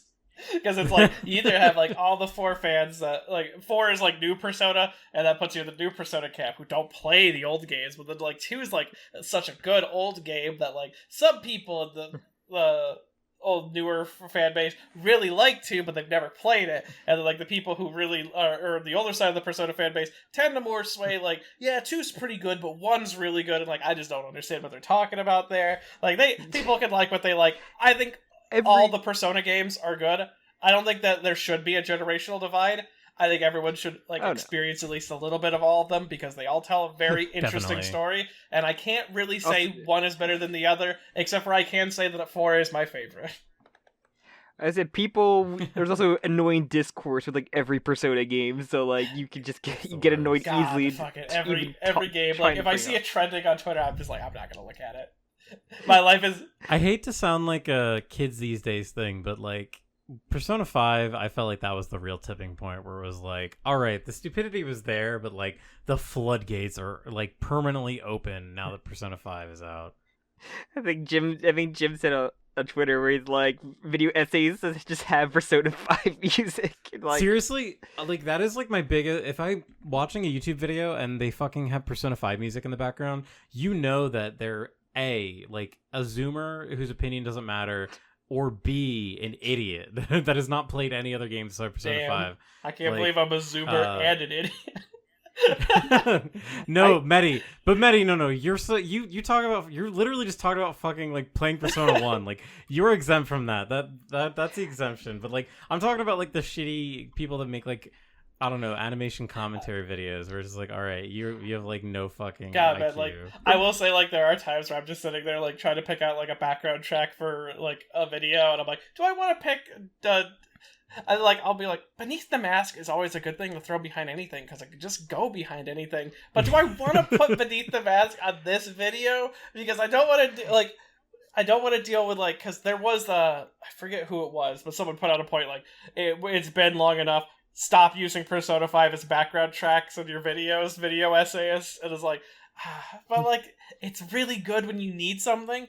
And then at the end of the day, I just go back to Old Faithful. I break the glass on Digital Devil Saga's OST, and I'm just like, all right, hunting, betrayal.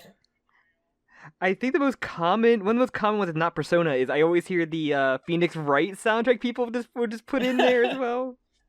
That is like the second most common one I feel. Currently, my go-to OSTs is Library of Ruda or Limbus Company, or I'll just throw those in the background, and they're usually nice little beats. That sounds pretty good. All right, Jim, do you want to go? Oh yeah. I guess I kind of have two. I have a quick one, and then I have a longer one. So Konosuba is back. I haven't watched any of it yet. I watched the first 3 episodes. I think there's only 3 at the time. Konosuba season 3, and I feel like so blessed in this year of 2024 to like have new Konosuba and like it. I'm not gonna pretend like Konosuba is like the greatest anime of all time, but there's something so comforting about like seeing these dumb characters again and being able to be with them again, and like I'm just so happy to be able to spend more time with these fucking idiots. Been a blessed year for it's anime, I think. Everybody has something that's coming out that's like basically feels like it's for them, I feel, for anime this year. I literally had Ranger Reject. I know like Aeon's excited for like what, Spice and Wolf coming back. Yes, the Spice and Wolf remake. It feels like everybody has something that's targeted towards them. Like this is like feels like a comforting thing for Atlas me. is fucking bugging me today. Like this year. And I know we're getting fucking Demon Slayer this year as well. Oh, really? Wow. I forgot about Demon Slayer. It's been a few seasons. I can't wait. we only watched like up to like episode 20 that we stopped watching. And we have the Reze movie sometime this fucking year. Oh, yeah. Oh, my God. What the fuck? 2024 is going to be a good year, I hope. And maybe Uzumaki will finally come out. I would maybe not this year. Hey, I doubt it. Yeah, I would say I would choose for next year maybe. What other things? What are the other things that will never come out? No, whatever. Dungeon Meshi came out this year and still going on, but everybody like was Dungeon Meshi is so fucking good. Like that's another thing I need to recommend. Everyone fucking watch that or specifically read it at one point because it's really good. It's a really good manga. I watch need it to as well. read it. I'm on episode 5, so I had to finish Trigun Stampede the on the weekend before I would get back into Dungeon Meshi. But moving on to my other thing, I've been reading Bleach, because it's ongoing. 2002. The ongoing saga of Jim reading Bleach. The ongoing saga of me reading Bleach. So I'm 100. Hold on, I don't feel like looking. I'm like 130 maybe chapters in. I'm basically like deep within the Soul Society, like the first big like shonen arc-y boy, and it's definitely pretty good in a way that like a shonen is good, like a shonen of that era is good. I definitely see the appeal. It's not like my favorite thing ever. This is kind of, for me, this is like doing my homework, kind of what I mentioned earlier. Like I feel like I need to like I owe it to myself for not have ever watched Bleach as a kid. So like I owe it to myself to like read through it, give it a fair shake. Also, I'm curious because I've heard the ending's really bad. So like I always love kind of seeing. I'd never heard that for a long-running fire. shonen to end bad. But it's been interesting. It's also like, I don't know. I feel like going back to what you're saying, like watch Dungeon Meshi, but you were saying like really read it. Like for me, reading, I connect so much more to stories when I'm reading them. Like I feel like you really feel Like literally, like looking at the artist's illustrations is so much to me. And if I were watching Bleach, I feel like I would fucking hate it. But seeing like the art itself and like the way specifically that Tite or Tight, I don't know, Tight Kubo does like the more comedic aspects of it, I find are really charming. And there was a very funny, like in the volume releases or whatever, they do like little like comic versions of the popularity polls, like the jump popularity polls. Yeah. And it was really funny. They did one where it was kind of like, oh wow, I got this one. It's like, wow, you got this rating. Oh, they actually like, make like a comic out of it instead of just posting the pictures. Yeah, it's like a little gag, and he kind of like has like little reveals like later on. Like you'll be like, oh wow, he skipped number 4. Like, oh, who could number 4 be? And then it'll be like a surprise reveal. And I don't know, I've never seen this before with a popularity poll, but they included like hundreds and hundreds of like names that were just like one vote characters essentially. They weren't drawn, like this was just like a list of names, but it would literally be like background Soul Reaper that you only see like half his face, like one guy like submitted, this is my favorite character. But really funny. I don't know if have you read Bleach? I have not. Maddie, I mean, I'm familiar with Bleach. I have not read it all the way through. I watched it up to oh fuck! It was like the 3rd or 4th movie is when I fell off. Okay, so you might know when they first go to the Soul Society, they encounter this guy who's kind of like a loser. His sister is like a fireworks maker. That's like there's a whole plot point, and he's like a loser, kind of like shonen rivalry character with Ichigo, and he like throws bombs, but he's like a weak loser. And you can tell that he's supposed to be like, the author really likes his character. He's probably like, oh, he's such a funny character, and he scored like so fucking low in the popularity poll. It was incredible, like literally in like the 40s or 50s. Oh. And they make a joke about it where he's like, hey, like I've been in the story the most lately. Why am I not higher up? And I really liked that. It's always funny when you kind of notice when like a character, like the author really wanted to be popular, and then like the side character they didn't intend to be popular, and they had to like write to it so like, they show up more. It's just crazy. It feels like, especially in Bleach, it's like all the ladies are like great, and I want to see all the women more, but he just keeps putting these stupid dumb joke character in the manga. Like, show me Rukia. I love Rukia. But yeah, so Bleach it's really funny. It's really just funny to like read through a series, like a long running shonen, and just kind of experience years and years of culture that I missed on. I got that feeling Attack on Titan, where like the character they wanted to be popular, then like the character like, oh yes, oh no, Sasha became the most popular character. No. Yeah, that one's a really funny one. It's funny how Sasha, from her like first appearance, becomes like such a different character, or such a beloved character. Fucking Attack on Titan. I was thinking about that today. Yeah. What a good series. Listen back to Good our Attack on anime. Titan podcast. But yeah, that's really it. That's everything for me. Oh, I just another anime coming out this year. Dan to Dance having their anime. Yes, I'm so come out pumped. this Oh year. fuck! I want to read Oh, that. man. I need to read that. Dan to Dan, I'm shocked that it's fucking weekly. I open up a chapter and I see what is like a monthly series condensed into a weekly chapter. And I'm fucking blown away every time.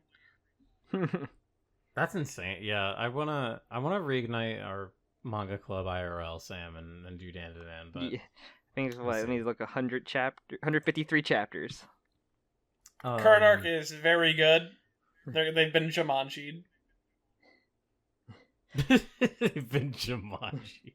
It's just like crazy year. Just like, oh my god, my favorite manga series getting a freaking adaptation. Like, I still can't believe fucking Ranger Reject is having an anime right now. Like, it just blows my mind. I know there were some people very upset with the name. Oh, the Go-Go Luda Rangers does not exist. There is no Go-Go Luda Rangers. There's just Ranger Rejects. We've all conditioned ourselves to not call it that. I'm pretty sure there's That's a another really bad anime that name. kind of did that, or manga, where like the people just took the one name and just like don't use the translated one. Well, Jujutsu Kaisen's amazing. They were just like, no one in the whole world will ever call this sorcery fight. We need to call it Jujutsu Kaisen. Sorcery Fight just sounds like the It knockoff. sounds so Fucking nothing. It sounds like nothing. Or like the Chinese translation you got in like the 90s before like This is magician. the Duang dub. Magician fight. Like I love, but no, read. Sorry, it's sorcery battles. It's sorcery battle. Read Ranger Rejects. It's fucking peak. It's so good. All right. Yeah. Let's. I think that we can wrap it up there. Plug it up. Yeah. Plug it up, Medi. You ahead. have the floor to plug Oh whatever yeah, you'd like. you can buy Shibadeta by Shibadeta.com. Yeah, that. Though I will say, Okay. fucked up. Funimation went out. Another thing that like died while in between. Funimation died. Oh my god, you're right. So the original link had to be changed. I'm trying to figure out another fucking thing to do by Shibadeta so you can just buy it directly. But like beforehand, it would link you to a Funimation link which you could just buy the DVD. Currently, I believe it links to the Crunchyroll page for Shibadeta. But Yeah, I just checked that. Amazon.com. I don't know if I want to go to Amazon, but I gotta find a eBay. good source so that you can always buy Shibadeta by going to that link. I was so upset when Funimation went out. Oh. So many things died in between these episodes, man.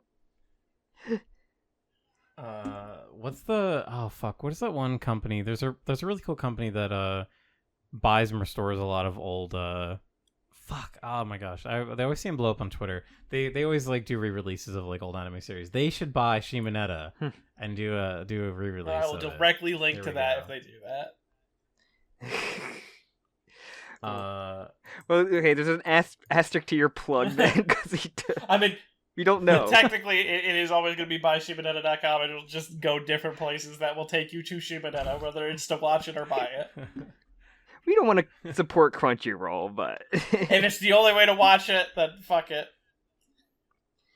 All right, and Sam, do you want to do the plugs for us? All right. Thank you, everybody, for listening. Leave a like, subscribe, hit the bell, leave a comment, leave a review. Any of that stuff that helps. The little things help. You can follow the podcast or everybody here on Twitter. And if you want your name shouted out on a JOKAKA episode, you can leave whatever amount you want on our Patreon. And Hell at that, yeah. I think that's everything. Unless you have anything else to say. No, well, I just saw that there's an anime currently on Crunchyroll called Windbreaker. Do you think it's about a bunch of guys just like farting? Yeah, no, the prequel to the Windjammers, the Ultimate Frisbee game from the fucking Sega Genesis. That is a deep cut. All right, Not a goodbye, deep cut, everyone. got a remake. Bye-bye. Goodbye. Bye-bye. What else will die before next episode?